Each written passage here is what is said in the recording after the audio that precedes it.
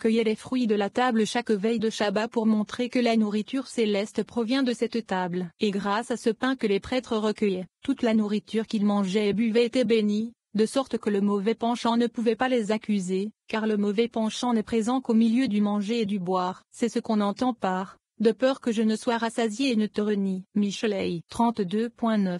Car le mauvais penchant d'une personne se développe dans ses intestins à cause du manger et du boire. 518. Ce pain, qui est la nourriture qui sort de la table, bénit la nourriture des prêtres, afin qu'il n'y ait pas d'accusateur pour les accuser et qu'ils servent le saint. Béni soit-il, de tout leur cœur. Ceci est plus nécessaire pour les prêtres que pour le reste du monde. C'est pourquoi la table est la racine, qui est le secret du malcoute, et le fruit est la nourriture qui en découle et ce pain, nommé le bleu de mer. 519. La mise de cette table doit être préparée sur le côté nord, qui est le secteur de la gauche, comme il est écrit, et tu mettras la table du côté nord. Shemot 26:2.35. Quelle en est la raison? C'est parce que là se trouve la source de la joie. La gauche reçoit toujours d'abord de la droite, puis elle est éveillée et fournit la nukva, qui est le secret de la table. Ensuite, la droite s'approche d'elle, de la nukva, et s'accroche à elle. 520. Et le Zohar apporte la preuve et dit, l'eau vient de la droite, signe de chassadim, et c'est la joie. Immédiatement, la droite donne l'eau à la gauche et l'eau s'attache à elle et lui cause de la joie, ce qui signifie que le shoma qui est dans la gauche est attiré dans le chassadim de la droite. Après avoir été inclus dans le droit, il éveille la nukva avec cette joie, signifiant qu'il fournit son shoma qui est combiné avec le chassadim. On peut le déduire du lavage des mains, car celui qui prend de l'eau dans un récipient la prend avec la main droite, puis la transfère à la main gauche, et le premier à verser l'eau est le gauche, sur la main droite. Ce n'est pas que l'eau vienne de la gauche sur la droite, car la gauche a reçu l'eau de la main droite. 521. Par conséquent, il y a de l'eau, qui est chassadim, seulement sur le côté gauche, pour être combinée et parfaite dans le shoma de la gauche. Une fois que l'eau est prise à gauche, elle s'éveille et alimente la nukva. Par conséquent, nous avons appris les pouvoirs des pluies, car même si l'eau est chassadim de la droite, elle ne vient que de la gauche qui est gura. C'est pourquoi tu mettras la table du côté nord, parce que les fruits sont plus abondants de ce côté, qui est la droite, que de l'autre côté. La droite parce qu'elle s'éveille d'abord à la joie de la gauche, comme il est écrit. Sa main gauche est sous ma tête et ensuite, sa main droite m'embrasse. Shor Hashorim de 2.6. 522. La table d'une personne doit être propre, car le corps ne doit s'approcher pour manger sa nourriture qu'avec une propreté propre. Une personne doit d'abord évacuer, avant de manger la nourriture de la table pure, car le saint, béni soit-il, veut la nourriture qu'elle lui prépare, afin qu'elle ne s'approche pas de la table des vomissures et des saletés, qui sont du secret de l'autre côté, afin que l'autre côté ne reçoive rien de la nourriture de cette table. 523. Après que la personne a mangé et reçu du plaisir, elle doit donner la partie des restes à ce côté, au kippo. Qu'est-ce que c'est? C'est l'eau de l'arcade des doigts, cette saleté des mains, qu'il doit donner à ce côté, car c'est la portion dont il a besoin. C'est certainement une obligation, parce que c'est obligatoire et qu'ils habitent dans un lieu d'obligation, à savoir le kippo, car il est obligatoire pour chaque personne de lui donner cette portion. Par conséquent, il n'est pas nécessaire de faire une bénédiction sur l'eau du doigt, car il n'y a pas de bénédiction de ce côté.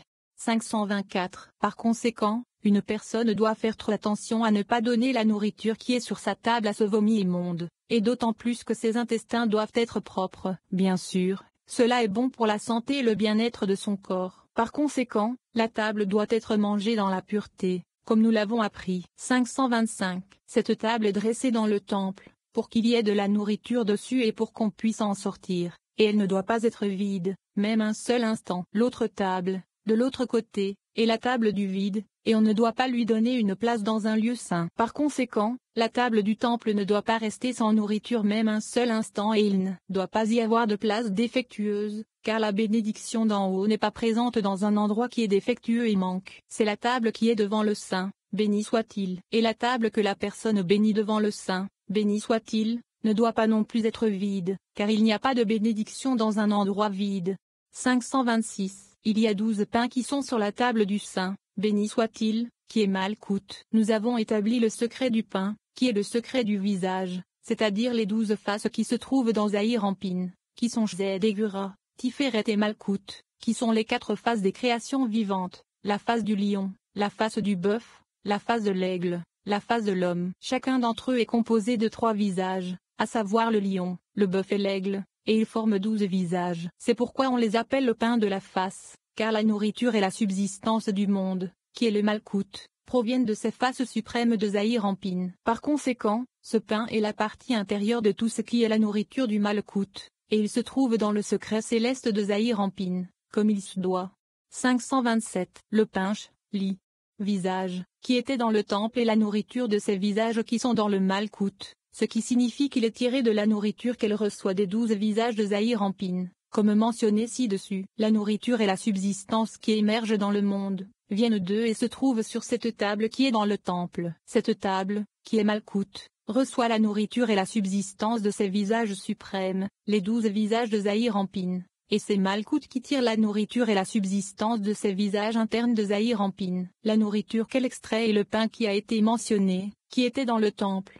C'est pourquoi ce pain est appelé pain de la face. Le pain chaud était placé sur la table, et on l'en retirait chaud. Nous avons déjà établi cela en relation avec le verset, le jour où on l'enlevait Shmuel 21:2.7. En raison de cette table, une personne doit garder les secrets de sa table de toutes les manières que nous avons dites. 528. Le rabbin Elazé a ouvert la discussion en disant, que tes vêtements soient toujours blancs, et que ta tête ne manque pas d'huile. Koheleth 2.8.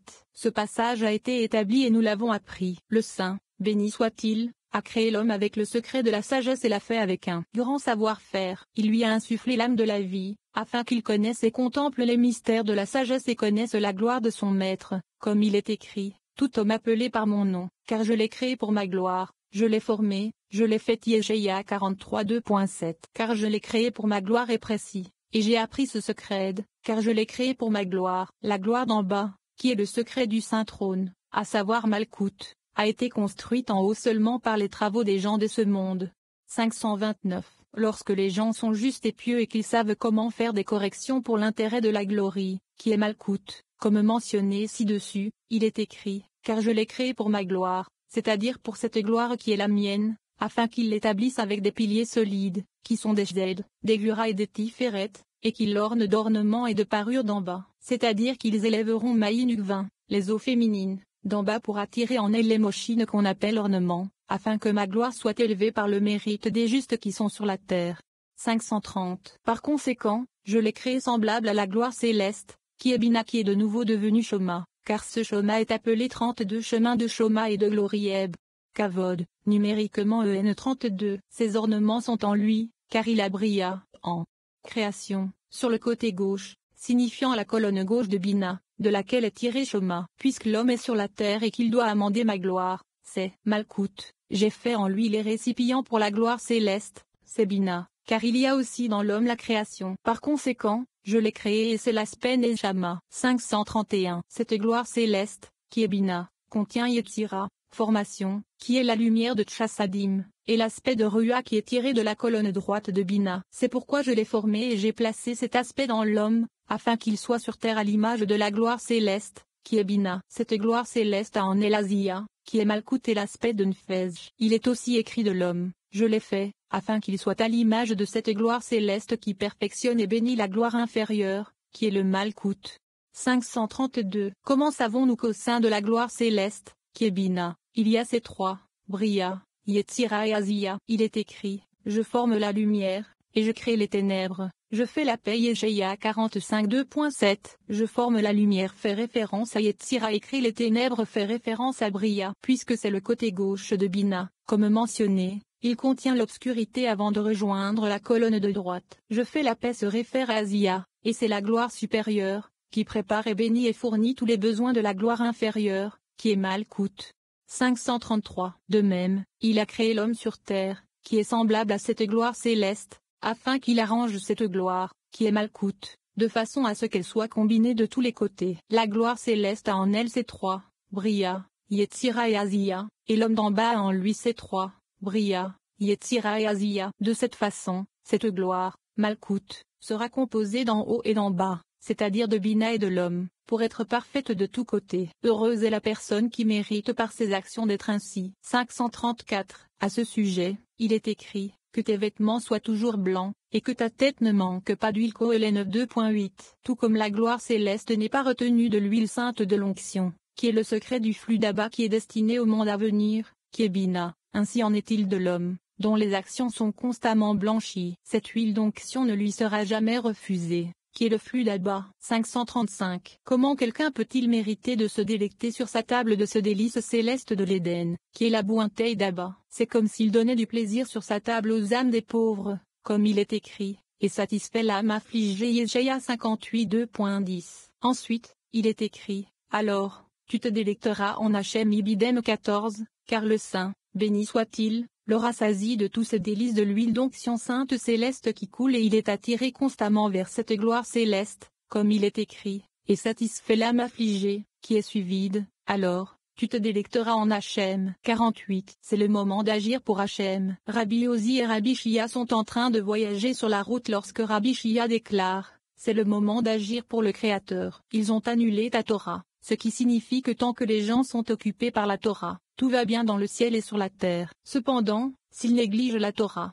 sa force diminue, et tous les justes doivent travailler encore plus dur pour faire le bien afin de redonner du pouvoir à Dieu, à ses camps et à ses légions. À ce moment-là, un muletier se joint à la discussion et surprend les rabbins par sa perspicacité. Il parle d'un temps pour aimer, et d'un temps pour haïr, et dit que lorsque les enfants d'Israël ne sont pas occupés par la Torah, le temps lui-même est imparfait, incomplet et vide de lumière. Alors, c'est le moment d'agir pour le Créateur. Rabbi Ozi et Rabbi Shia descendent alors de leur propre mule et marchent avec le muletier. La pertinence de ce passage. L'objectif ici est de renforcer les justes dans leur étude de la Torah, ce qui multiplie de manière exponentielle le volume de lumière dans le monde. Nos efforts empêchent les justes de souffrir davantage à notre place, car la lumière infinie du Zohar submerge les ténèbres et purifie l'humanité avec une indulgence et une bonté indicibles. Telle est l'élévation de l'âme de Rabbi Shimon. De plus, nous abolissons la haine, ainsi que ses racines, qui s'enveniment dans le cœur de l'homme. 536. Rabbi Ozi et Rabbi Shia voyageaient sur la route et un conducteur d'âne conduisait ses ânes derrière eux. Rabbi Ozi dit à Rabbi Shia, nous devons être occupés et nous efforcer de prononcer des paroles de Torah, car le Saint, béni soit-il, nous précède. Par conséquent, il est temps de le parer, afin qu'il soit avec nous sur cette route. 537. Le rabbin Shia a ouvert la discussion en disant, c'est le moment d'agir pour Hachem. Ils ont annulé ta Torah. Tehillim 119 2.126.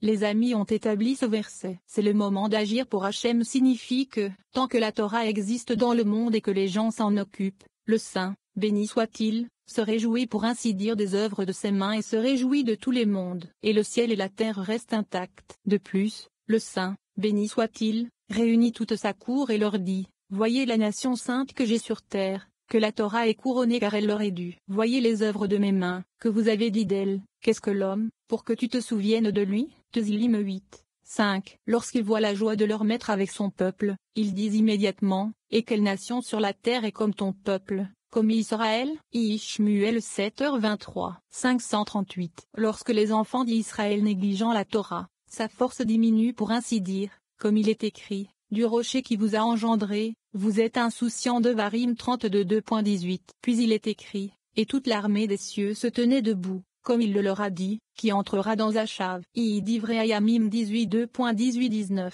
Par conséquent, c'est le moment d'agir pour Hachem, car ces justes qui sont restés doivent ceindre leurs reins et faire de bonnes œuvres, afin que le Saint, béni soit-il, soit renforcé à travers eux, par les justes ainsi que par ses camps et légions. Quelle en est la raison? Ils ont annulé ta Torah, et les gens dans le monde ne sont pas correctement occupés avec elle. 539. Le conducteur d'âne qui conduisait les ânes derrière eux dit, je vous en prie, je souhaite connaître la réponse à une question. Rabbi Ozi répondit, certes, le chemin est encore à parcourir devant nous, pose ta question. Il dit, si ce verset était écrit, nous devons agir ou agissons, je le réciterai de même, mais quel est le sens de, c'est le moment et d'agir pour Hachem? Il faut lire, devant Hachem. Rabbi Ozi a dit, le chemin est préparé pour nous de plusieurs manières. Nous étions 2 et maintenant nous sommes 3, car la Shechina est incluse avec nous. Un autre est que je pensais que tu étais simplement comme un arbre desséché, mais tu es vraiment frais comme un olivier. Autre chose est que tu as bien demandé, puisque c'est toi qui as commencé,